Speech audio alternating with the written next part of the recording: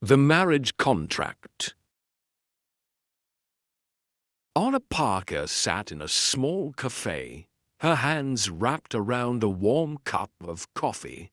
She stared out the window, watching people rush by. Her thoughts were heavy with worry about her family's debts and how she could help them. The air smelled of coffee and pastries, but Anna barely noticed. Miss Parker. The deep voice made her turn. Standing before her was Ethan Caldwell. He was tall, dressed in an expensive suit, and had sharp grey eyes. He looked powerful, and his serious expression made her nervous. "Mr. Caldwell," Anna said, standing quickly. She held out her hand, but he didn't shake it. Instead, he sat down across from her. Feeling awkward, Anna sat too and clutched her hands together. "I'll get straight to the point," Ethan said, his voice calm but cold. "I need a wife." Anna blinked, confused. "What?"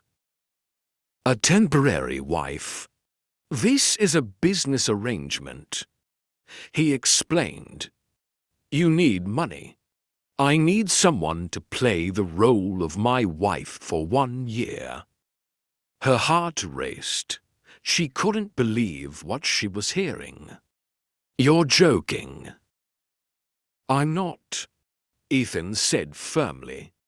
"You'll live with me, attend events as my wife, and act the part. In return, I'll pay off your family's debts and give you financial security." Anna's hands tightened around her cup. Her family was in trouble. Her father's business had failed, and they were drowning in debt. She'd tried everything, but nothing worked. Could this be the answer?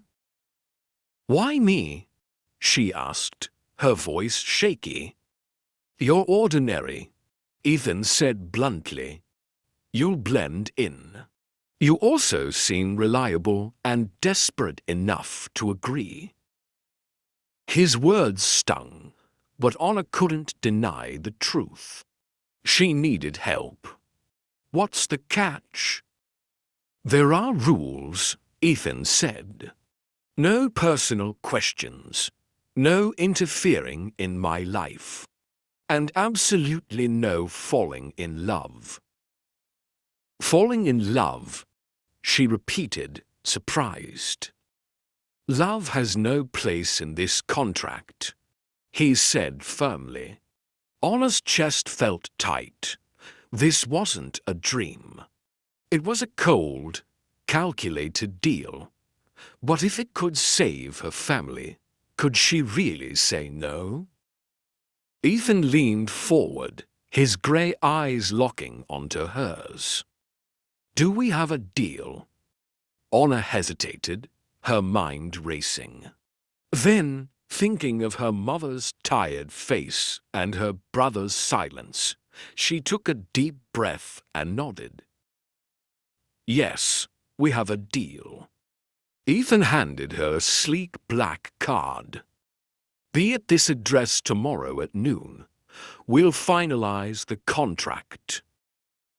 Without another word, he stood and left. Anna sat there, her heart pounding. Outside, the sun broke through the clouds, but inside, Anna felt like she was stepping into a storm. Yet, for the sake of her family, she had no choice. The next day, Anna stood outside a tall glass building. She held the black card Ethan had given her, her fingers trembling slightly. The building was huge and shiny, making her feel small and out of place. Taking a deep breath, she pushed through the heavy glass doors and walked into the lobby. Everything inside was bright and modern, The marble floor reflected the sunlight streaming through the windows. People in suits moved quickly, talking on phones or carrying files. Anna felt her heart race. She didn't belong here. Miss Parker. A woman's voice made her turn. It was a receptionist, dressed perfectly in a black suit. Her smile was polite but distant. "Mr. Caldwell is waiting for you. Please follow me." Anna nodded, clutching her bag tightly as she followed the woman to an elevator. The ride up was silent, except for the soft hum of the elevator. When the doors opened, Anna stepped into a large office with tall windows showing a clear view of the city. Ethan stood near one of the windows, his back to her. He turned as she entered, his grey eyes focused on her. "You're on time," he said. "Good." He pointed to a table where a stack of papers sat. "The contract is ready. Read it carefully." Anna sat down and picked up the papers. Her hands felt sweaty as she flipped through the pages. The contract explained everything: how long the marriage would last, her duties, and what she would get in return. The rules were strict: no personal questions, no interfering in his private life, and no romantic feelings. "Do you have any questions?" Ethan asked, his voice calm but firm. Anna looked up at him. "What if I break the rules?" "The contract will end, and you won't get the money," he said without hesitation. Anna's heart sank. The thought of failing scared her, but the money was her only hope to save her family. She took a deep breath and looked back at the papers. After what felt like forever, she picked up the pen. Her hand shook slightly as she signed her name. Ethan took the papers, glanced at her signature, and nodded. "It's done. From now on, you are Mrs. Caldwell." The words felt strange to Anna, but she tried to stay calm. "What happens now?" she asked softly. "You will move into my house tomorrow," Ethan said. "We have an event this weekend. You will attend as my wife." Anna's chest tightened. She wasn't ready to pretend in front of so many people. But as she met Ethan's steady gaze, she knew there was no turning back. This was her new life, whether she liked it or not.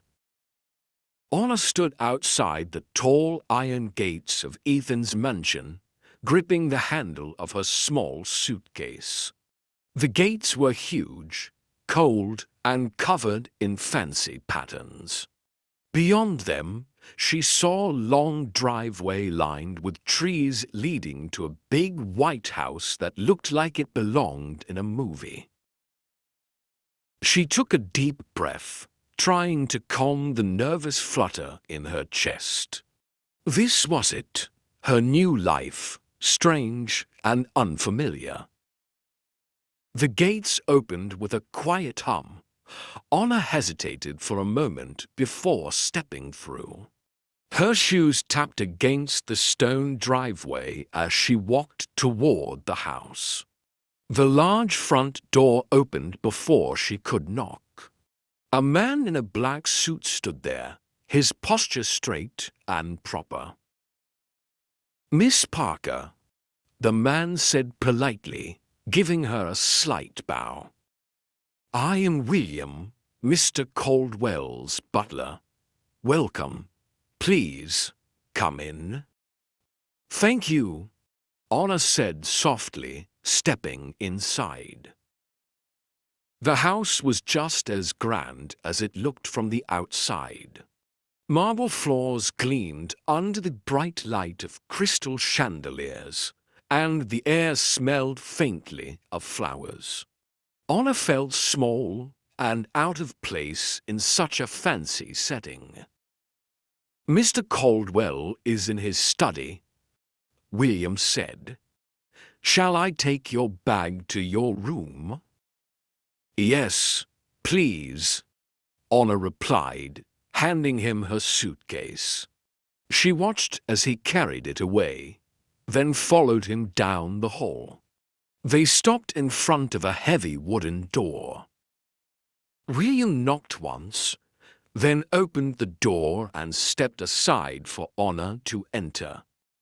Ethan was seated at a large desk near a window, typing on his laptop. He looked up when she entered. His sharp grey eyes studied her for a moment. "You're here?" he said simply. "Yes," Anna answered, her voice quiet. She stood awkwardly by the door until Ethan gestured to the chair across from him. "Sit," he said. Anna sat down, feeling his cool gaze on her. Ethan handed her a thin binder. "This has everything you need to know. Your schedule, rules, and details about the people you'll meet. Study it." Anna opened the binder and glanced at the pages. Each one was full of information, from the proper way to act at events to the names and faces of important people. It was overwhelming. "We have a charity gala this weekend," Ethan continued. "You'll be attending as my wife. These people notice everything, so make sure you're prepared." Anna's stomach tightened at the thought of pretending in front of so many strangers. "I'll try my best," she said softly. Ethan's gaze didn't waver. "Trying is not enough. You need to do it right. But I'll give you the tools to succeed. Tomorrow, you'll meet with a stylist to prepare for the event." Anna nodded, clutching the binder tightly. "I understand." "Good," Ethan said. "For now, settle into your room and read through the binder. Get familiar with everything." Anna stood, ready to leave, when Ethan's voice stopped her. "Anna."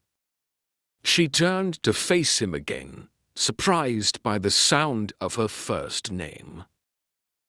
"Confidence," he said, his tone firm but not unkind. "That's the key. No one will believe this if you don't believe it yourself." Anna nodded slowly. "I'll keep that in mind," she said, her voice quiet but steady. Later, Anna sat in her new room, staring out the window. The view was breathtaking, with a garden full of flowers and trees. The room itself was big and beautiful, with soft, elegant furniture, but it didn't feel like hers. The binder sat on the desk, open to the first page. Anna leaned forward, forcing herself to focus. She read about the events she would attend, the people she would meet, and how she was expected to act. Each word reminded her of how far she was from the life she used to know.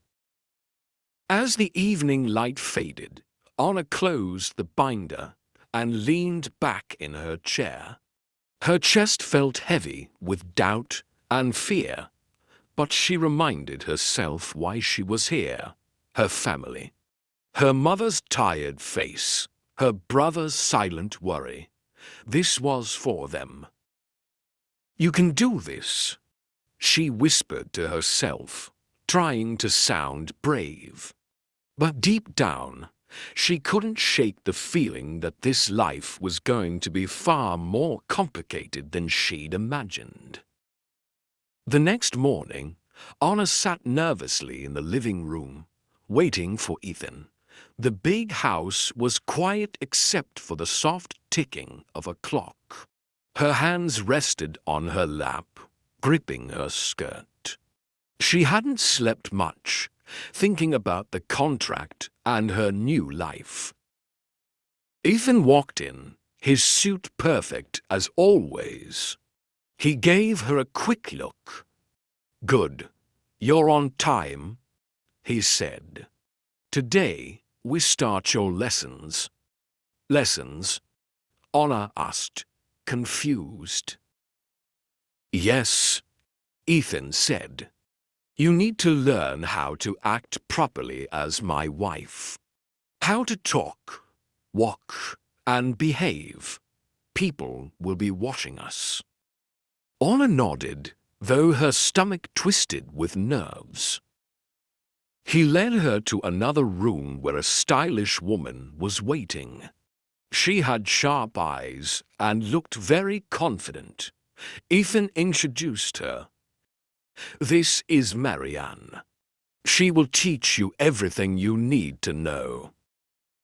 Marrige gave Anna a small smile. "Let's begin. First, your posture. Stand up straight."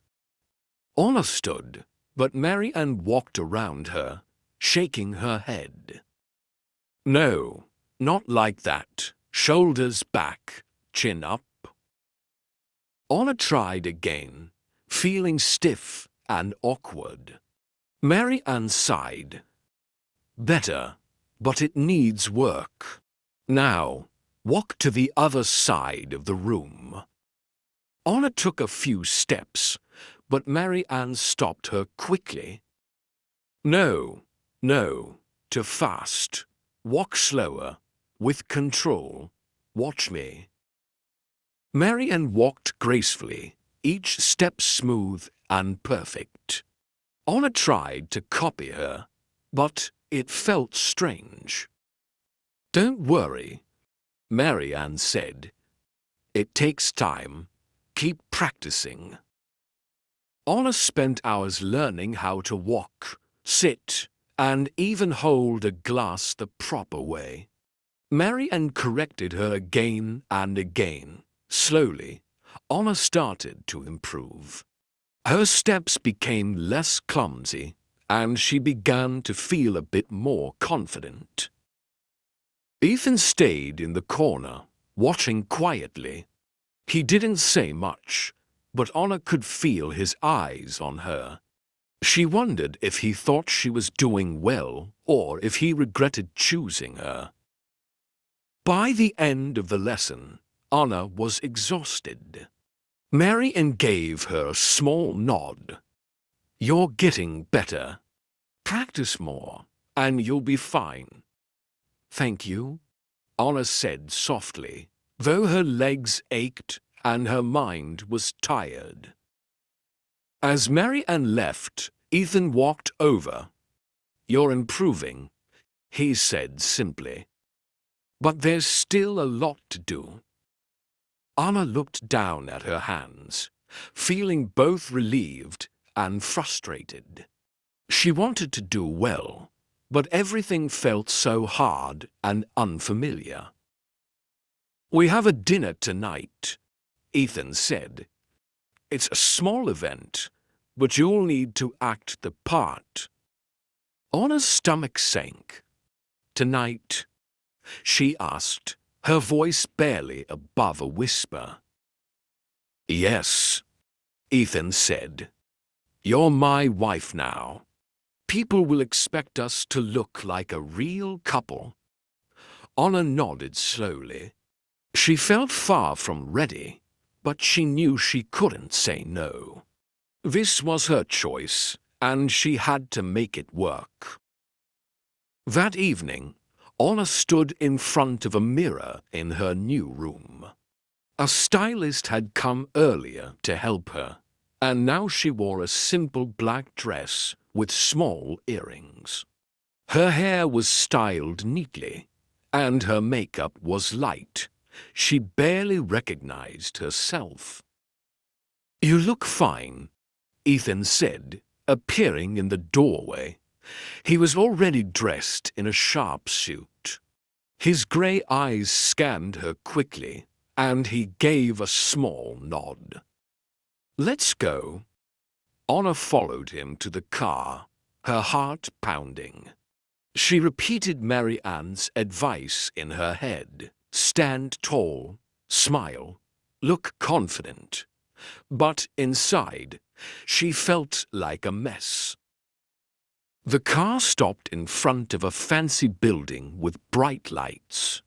Ethan turned to her before they got out. "Remember, no mistakes. Smile, be polite, and stay close to me." Anna gripped her purse tightly and nodded. "I'll try." Ethan's voice softened just a little. "You'll do fine." Taking a deep breath, Anna stepped out of the car. The night was about to begin, and she knew she couldn't fail. Anna stepped into the bright, fancy hall, her hand resting on Ethan's arm. The room was huge, with sparkling chandeliers, shiny floors, and many well-dressed people talking and laughing. Anna felt small, like everyone was staring at her.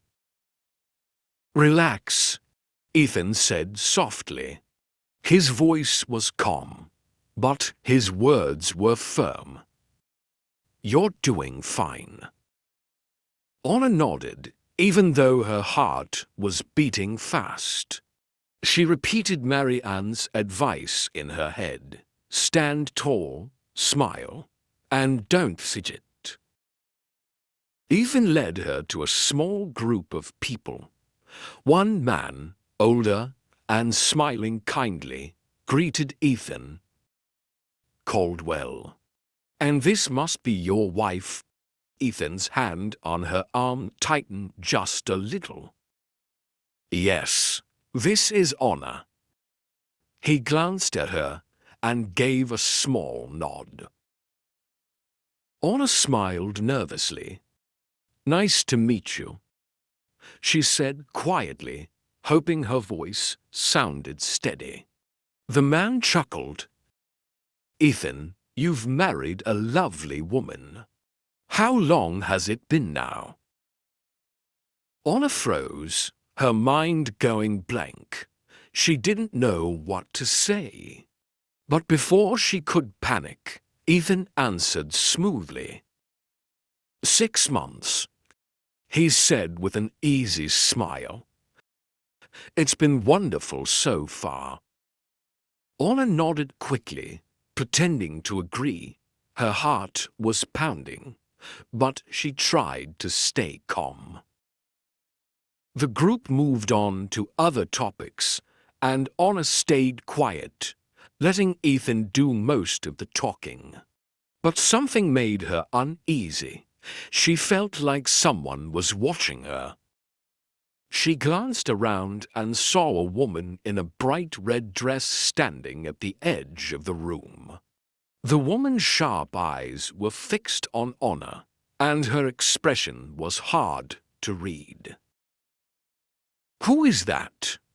Honor whispered to Ethan as they moved to another group. Ethan's face tightened. "No one important. Focus on what you're doing." But Honor couldn't shake the strange feeling in her stomach. The night felt long, filled with introductions and polite conversations. Honor smiled and nodded as much as she could, but inside she was tense. She felt like she was acting in a play, trying not to mess up. When they finally left and got into the car, Honor let out a small sigh. "Was that okay?" she asked softly. Ethan glanced at her. His face was calm, but distant. You didn't embarrass me. So yes, it was fine. His words felt cold, but Anna stayed quiet. The car ride home was silent. The city lights outside the window blurred as Anna stared out, her thoughts heavy. When they reached the house, Ethan opened the door for her, but didn't come inside. I have work to do, he said shortly. Get some rest. Tomorrow, we'll talk about what you need to do better. Anna nodded and walked into the house alone. The large, beautiful home felt cold and empty. As she climbed the stairs to her room, her legs felt heavy. Once inside, Anna shut the door and leaned against it. Her hands were shaking. She looked at herself in the mirror. The woman staring back looked perfect. Her makeup, her dress, her posture. But it didn't feel like her. It felt like she was wearing someone else's face. Sitting on the bed, Anna hugged her knees. Her chest felt tight. Was this how her life would be now? Pretending to be someone else, always feeling out of place. She closed her eyes and thought of her family. This was for them. She had to stay strong. But the image of the woman in the red dress stayed in her mind. Who was she? And why did Anna feel like she was part of something bigger? A story she didn't fully understand. For the first time, Anna wondered if she had made a bigger mistake than she realized. Morning sunlight filled the dining room, but Anna didn't feel its warmth. She sat at the table, staring at her toast, not hungry. Her mind felt heavy, full of worry. Ethan walked in, dressed in a sharp suit as always. He looked serious, his steps confident. Without a word, he poured himself coffee and sat across from her. We need to talk about last night, he said, breaking the silence. Anna looked up quickly. Did I mess up? You did fine, Ethan said, his tone calm but cold. But you need to be more confident. People can tell when you're nervous, and that could cause problems. I'll try harder, Anna said softly, gripping her hands together. Good, Ethan replied, finishing his coffee. Remember, this arrangement only works if people believe it. Before Anna could respond, the doorbell rang. Ethan glanced toward the sound, frowning. I wasn't expecting anyone.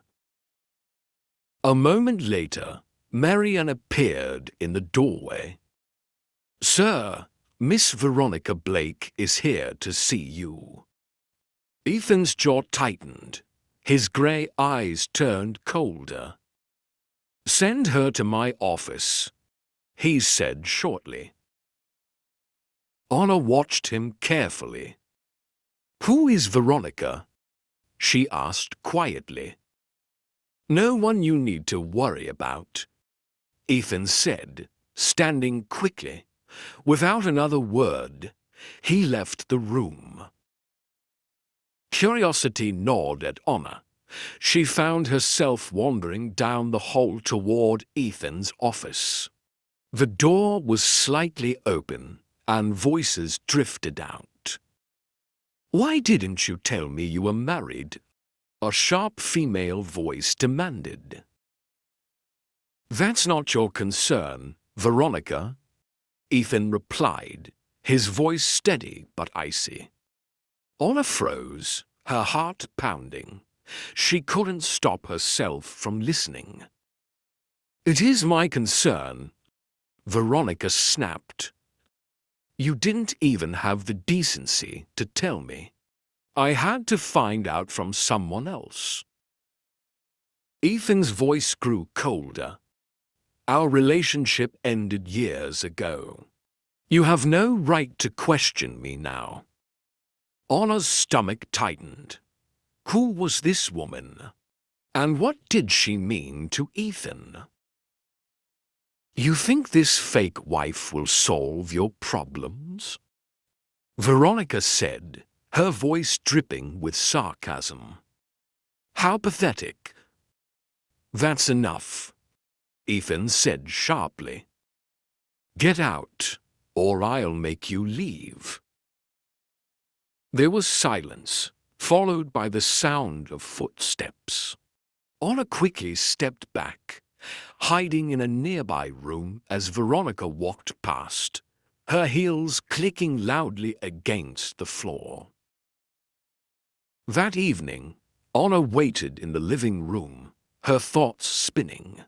She needed answers. When Ethan finally entered, she stood up, determined.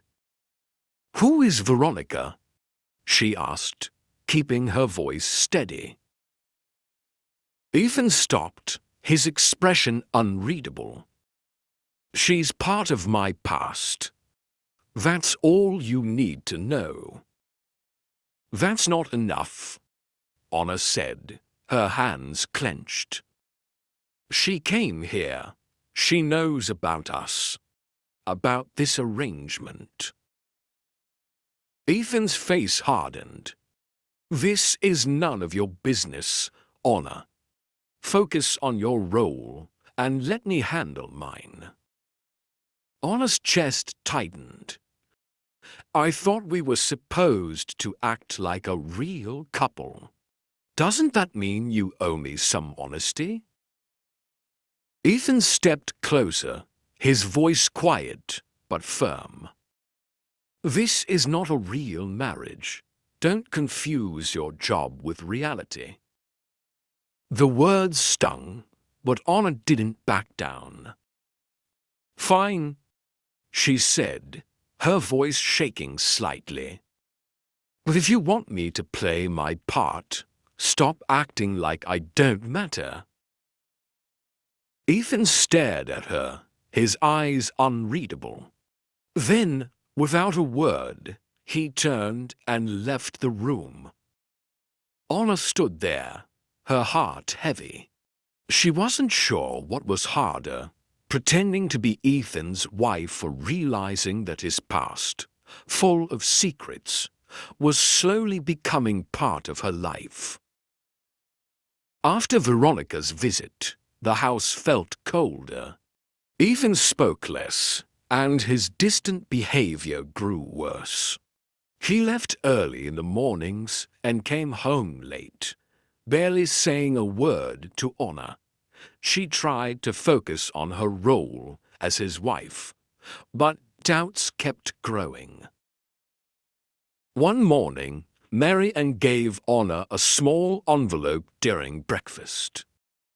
"It's an invitation to a charity gala," Marrige said. "Mr. Caldwell wants you to go with him tonight. He said it's important."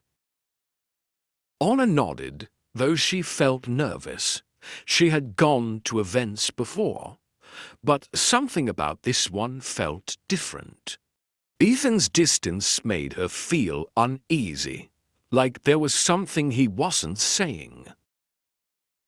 That evening, Anna wore a black dress Marrige had picked for her.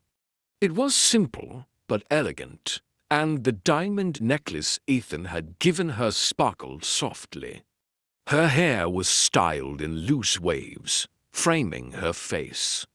Looking in the mirror, Anna hardly recognized herself.